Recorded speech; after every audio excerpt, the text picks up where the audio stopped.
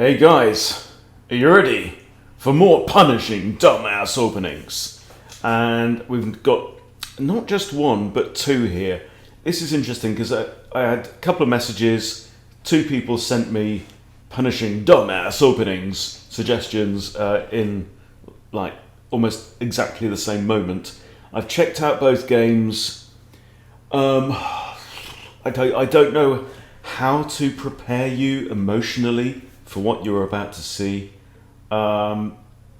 This first one is just... look, it's two 600s playing. It's bizarre. It wasn't properly punished, for sure.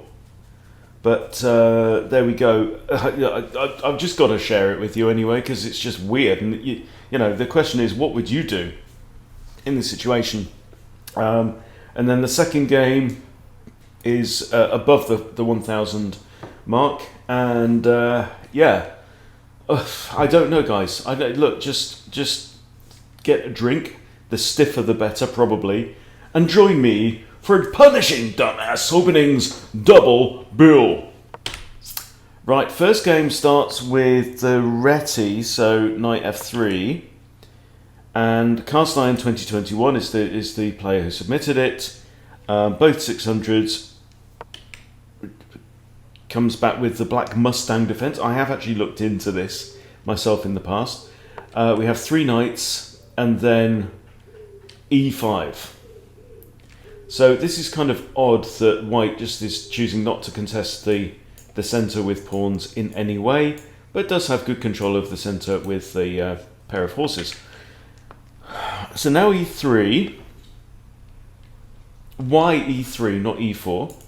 Because the point is, this is now in the way of this bishop, and how's that bishop going to get into the game? But as it turns out, white has other plans. And I'm using the word plans here in the absolute loosest sense of the term, okay? Black develops a bishop. Kind of makes sense. Yeah, it's maybe not the ideal situation for the bishop, I don't know. I mean, even bishop e7, bishop here could be possible. I mean, we're kind of inviting d4 now. Shall we see what white plays? Does white play d4? Does he buggery? Right? He moves his knight. Now, I have to tell you, this is a 14-move game. This is move number 2 for the prancing pony. Okay. So what's this knight doing? Well, it's kind of tickling the bishop. Alright, well, what do? We just drop the bishop back here, stick it here, it doesn't really matter. This is breaking one of the rules of opening play, which is don't move the same piece that's already developed more than once. And so here black decides to defend the bishop with the pawn. But if knight takes here and then we've captured away from the centre, yeah, you might argue you've got a semi-open d-file, but it doesn't look ideal. And now the knight makes move number 3. Move number 3. Knight to g3. Now, this pattern I understand. Yeah, moving a knight across to here. You want to develop the bishop, get the king castle, make a nice little cozy fortress for your king. Black develops the other bishop. 1, 2, 3, 4 pieces, 4 jumps by the same knight. Interesting. And now pawn push. So this is preventing this. Now, what would I have played here? I think I'd have pushed f5 and maybe stuck the knight behind that pawn, or knight at g to e7, probably. Yeah, I think this doesn't help your development. This doesn't really help your control of the board.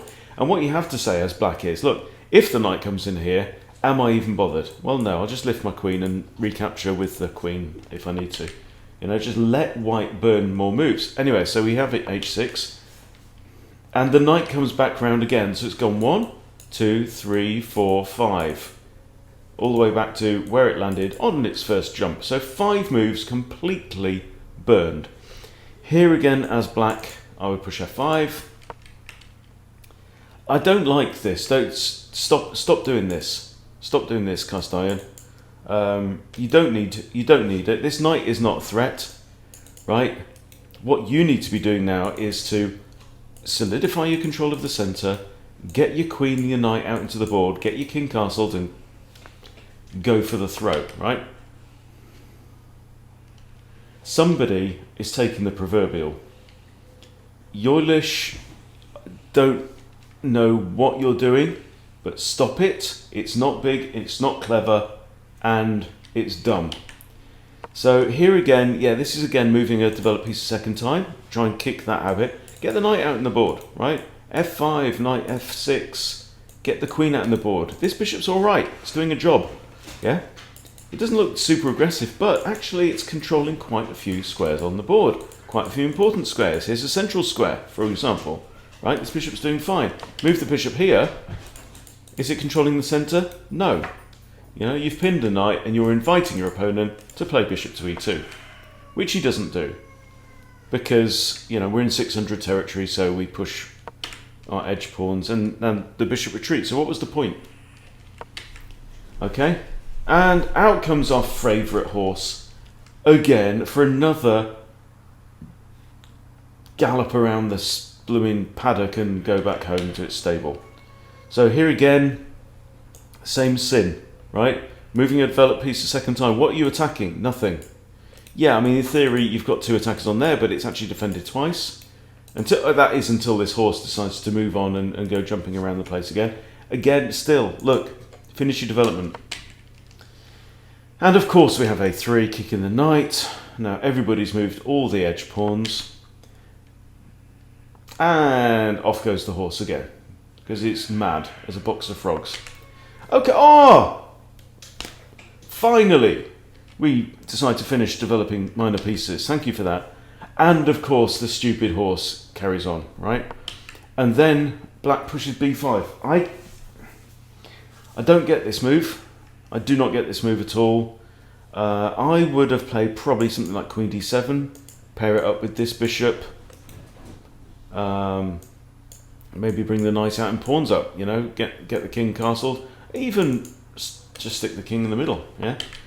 And now bishop comes in, and then black pushes e4. And this looks like a fork, but it ain't, because, yes, we're attacking two pieces, but in fact, there's two attackers on white side. This was not well thought through. So here white is actually ever so slightly better, and could in fact just capture the pawn, but instead resigns. Go figure. I've never seen a stupider game, I don't think. Yeah, black, you did better for sure, cast iron. So I'm not including you in this, but white, that's just insane.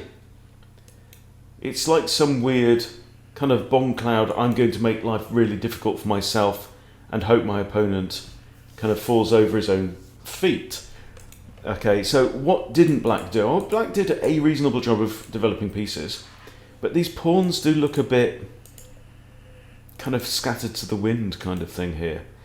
Just focus on the basics. Focus on get all your pieces off the background, get castled, and then go after your opponent, right? So that's not the one. Anyway, that was just the prelim. Now for our feature presentation. Punishing Dumbass Openings. The intermediate edition. Okay, this one was sent in by Vishev. 23849. And again, it's not terribly long, so you don't need to go and boil the kettle again. We have Birds Opening. Birds Opening is already dumbass. It just is, right? It's objectively pants. And black here, Vichev, plays From's Gambit, which is what I play against birds, okay?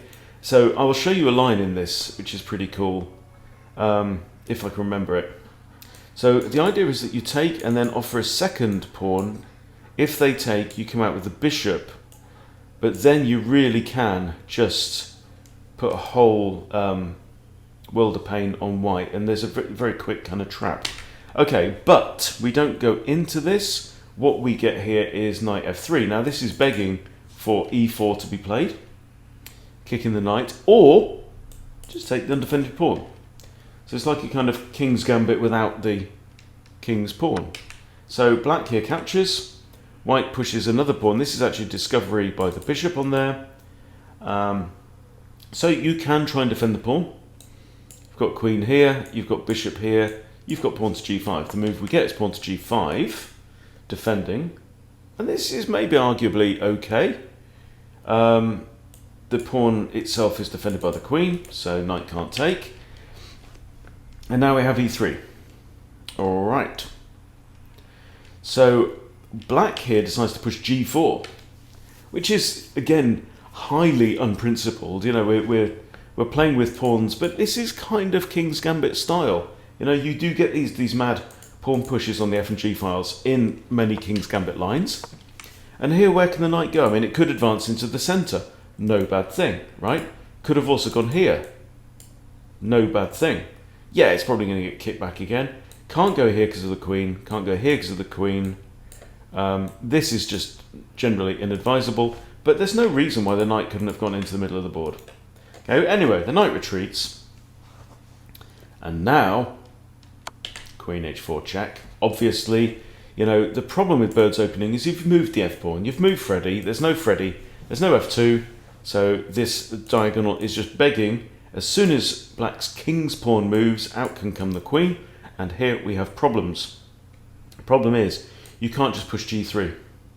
Because takes, right? Well, in fact, they can't take back because they just simply lose a rook.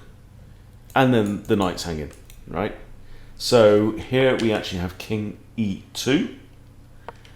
Now black decides to develop more with knight c6. We have c3. And then trading in the middle. I'm not 100% sure about this, because I think we've still got ideas maybe of something around there. We didn't have to resolve this tension straight away. Even like bishop out to here, adding more defense. You never know. Just develop this bishop. But black is in a really strong position here. And I don't know. I just don't feel that that was called for, really. But anyway, knight to h6 is now played to try and tempt the bishop, but the knight's going to swing back here, hit that bish. King moves, out comes the knight hitting the bish. Queen e2. Now there's a very real and present danger here of the bishop moving, attacking the queen, and coming with check. And the queen can't then block because this bishop's here. So that would lose the queen. So black eliminates the bishop. Queen takes with check. King moves to one side. And let's evaluate. So we've got 4-1-1. We've got 4 and a 2. Both kings have moved, so nobody is castling anytime soon. However, there's a very evil alignment issue here for white. And then this rook is going to enter the game a lot quicker than either of these two. So my money, I would still say that black is like -3 here probably. Okay, knight now comes out to a3. Because it can't, it's the only square it can come out to. We could actually trade off here. And that is something that would tempt me, but I think winning the queen would probably tempt me a little bit more. We have bishop to h6, and there goes the queen. So let me just show you as well, if I can remember, this gambit. This is Fromm's gambit, okay? And if they take the second pawn, I think you recapture with the bishop here. And let's say, so they do this. I think you've got a check here. And if pawn takes, in fact, anything like that's it. Anything on this side of the board, anything that isn't knight to here, preventing the queen from coming out, or pawn here, is just basically losing. So he's in check. There's only one legal move, which is that. And then you can take with the queen or the bishop, right? So you've got to take, and then that would be checkmate. So nice 6-move checkmate there in Fromm's gambit. So if you ever faced with bird's opening, don't fear it. Just offer up a couple of pawns and go for a kind of Charlick style setup there. So anyway, it was just crying out for a punishing dumbass openings, really. Two appalling ways to start a game of chess. Armageddio from Poland rated 1454 really should know better than that. The other one with that mad horse, I have just no idea whatsoever. No idea at all. But anyway, it's entertaining, so I hope you'd enjoy that. I've tried to make a couple of videos for you guys today, but I'm not playing very well at all, so they've gone in the trash. But yeah, this is definitely a bit of fun, so enjoy. Thanks for watching. See you all later.